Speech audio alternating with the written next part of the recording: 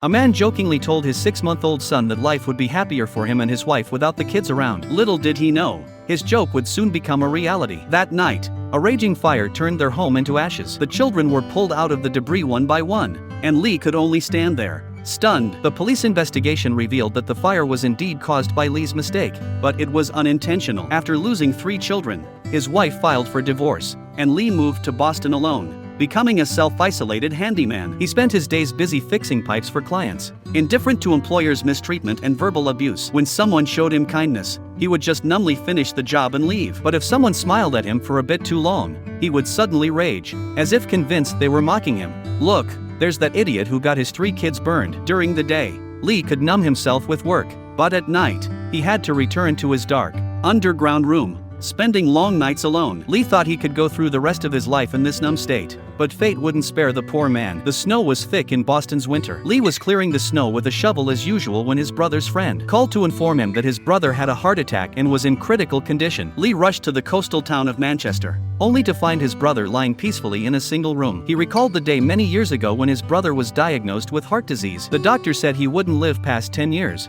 but he and his brother just joked about it, never expecting this day to come so soon. Lee slumped over his brother's chest in agony, wanting to feel his warmth one last time, then kissed him goodbye, the last and closest person to him in this world. The most important thing now was to go to school and bring his nephew Patrick to the hospital to see his brother for the last time. It was Lee's first time back to his hometown in 10 years. The sea was completely still in winter, and the leaves had fallen off the trees long ago, making the branches clearly visible. Just as the departure of loved ones could make memories vivid, he remembered a winter a few years back when he and his brother took Patrick out to sea fishing, playing to their heart's content before returning home excited. His 5-year-old daughter was watching TV, and he leaned in to kiss her again and again. His other daughter was playing with blocks, and he lovingly picked her up, including his 6-month-old son. However, Lee never imagined that this would be his last hug with his children. Arriving at the school, Lee picked up his nephew Patrick and returned to the hospital. However, Patrick left after only staying for a second with a blank expression, as if his father's death had nothing to do with him.